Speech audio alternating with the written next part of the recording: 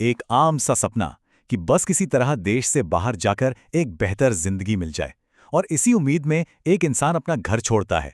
लेकिन क्या हो अगर ये सफर एक खौफनाक हकीकत में बदल जाए। आज हम एक ऐसे ही शॉकिंग केस का विश्लेषण करने वाले हैं जो साइंस और पैरानॉर्मल के बीच की लाइन को पूरी तरह धुंधला कर देता है।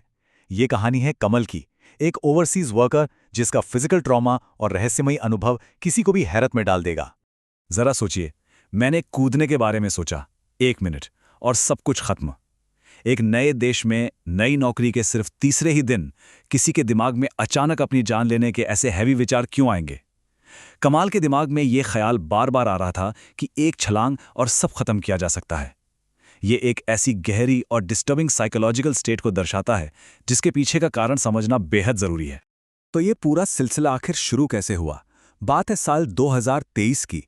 अपने माता पिता को एक अच्छी जिंदगी देने के सपने के साथ कमल राजस्थान से जॉर्जिया के लिए निकलता है। ध्यान देने वाली बात यह है कि वो एक अनरेगुलेटेड इमिग्रेशन एजेंट के जरिए गया था, जिसका मतलब है जीरो सेफ्टी और जीरो अश्योरेंस। पहले दिन से लेकर अगले साल रशिया जाने तक उसके सफर में रहस्यमयी घटनाओं का एक ऐसा सिलसिला चला जिसने सब कुछ बदल कर रख दिया। ये मिस्ट्री शुरू होती है जॉर्जिया की एक कंस्ट्रक्शन साइट से। कमाल का काम 15वें फ्लोर की दीवारों की दरारों में ग्लू यानी गोंद भरना था। लेकिन उस जगह का माहौल बहुत ही अजीब और सच कहूं तो जानलेवा था। वहां लगातार सिवियर एक्सीडेंट्स हो रहे थे। कभी कोई मजदूर ऊपर से गिर रहा था तो कभी किसी के हाथ पैर मसल जा रहे थे। ऊपर से बिना किसी वैलिड रीजन के वहां आमतौर पर इलेक्ट्रिकल शॉर्ट सर्किट्स होते थे। एक बेहद हैवी और डार्क नेगेटिव एनर्जी उस पूरी जगह पर छाई हुई थी। एक और हैरान करने वाली बात थी कमाल के मेंटल स्टेट में आने वाला अचानक बदलाव। जैसे ही वो 15वें फ्लोर पर होता, उस पर एक अजीब सा डर, घबराहट और सुसाइडल ख्याल हावी हो जाते, मानो कोई बहुत भारी और इनविजिबल चीज उसके आसपास घूम रही हो। लेकिन जैसे ही वो साइट छोड़कर वापस अपने फ्लैट पर आता, वो बिल्कुल परफेक्टली फाइन महसूस करता था। ये अचानक और ड्रास्टिक मेंटल शिफ्ट इस केस को बेहद कॉम्प्लेक्स बना देता है। और फिर आया 5वां दिन, जिसने सब कुछ हमेशा के लिए उलट दिया। कमल 15वें फ्लोर पर अपना काम कर रहा था। तभी उसके ठीक पीछे से एक आवाज आई जिसने उसको उसके नाम से पुकारा, कमल। जैसे ही उसने पीछे मुड़कर देखा, उसके हाथ में पकड़ा हुआ ग्लू स्प्रे कैनिस्टर एक बेहद भयानक आवाज के साथ ब्लास्ट हो गया। उस ब्लास्ट का इम्पैक्ट इतना खतरनाक था कि जब कमाल ने घबराकर अपने चेहरे को छुआ तो उसकी नाक और जबड़ा अपनी जगह पर थे ही नहीं, वहां सिर्फ बेहिसाब खून था। वहां मौजूद लोग उसकी ये हालत देखकर चक्कर खाकर गिरने की हालत में आ गए थे। सोचिए, वो एक सिंपल सा स्प्रे कैन था, उसमें टेक्निकली फटने जैसा कुछ होना ही नहीं चाहिए था, पर उसे एक इनएक्सप्लिकेबल ब्लास्ट ने उसके चेहरे को बुरी तरह उजाड़ दिया था। हॉस्पिटल पहुंचने के बाद जो हुआ वो किसी हॉरर स्टोरी से कम नहीं था। पहली रात की बात करते हैं।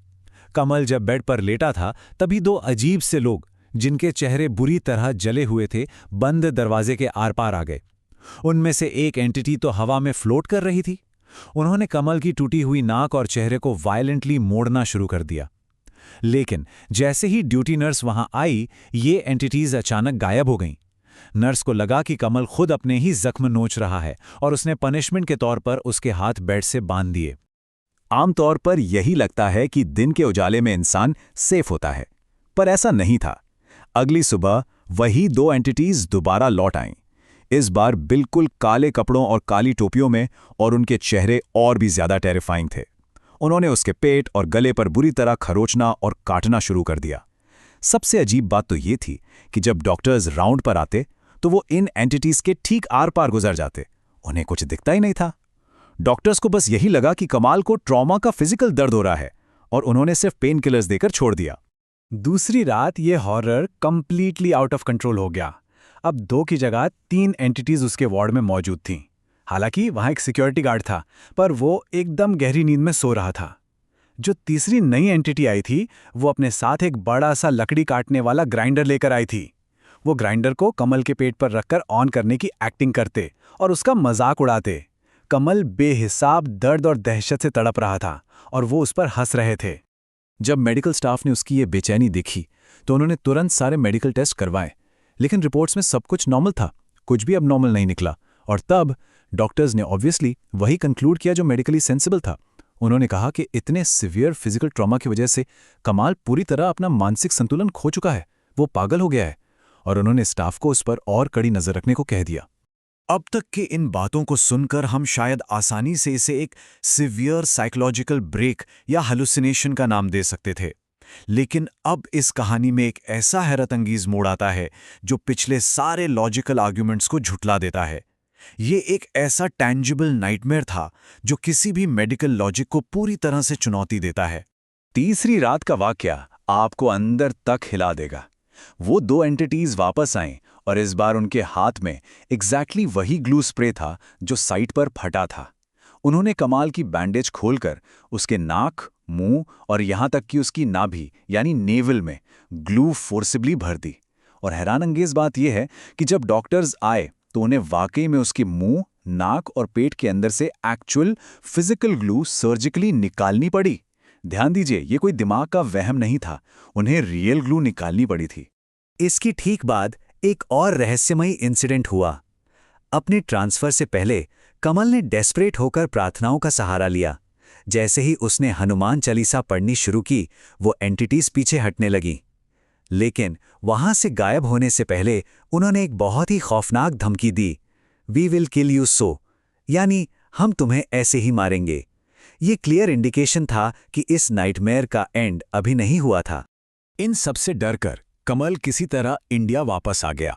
दिल्ली में उसकी और सर्जरीज हुईं और वो धीरे धीरे रिकवर होने लगा। अगले साल अपना पिछला सब कुछ भुलाकर एक फ्रेश स्टार्ट करने के इरादे से उसने स्टडी वीज़ा लिया और रशिया निकल गया। वो बस एक नए और सेफ माहौल की तलाश में था जहां वो अपनी जिंदगी दोबारा शुरू कर सके। लेकिन वहां भी उसे शांति नहीं मिली।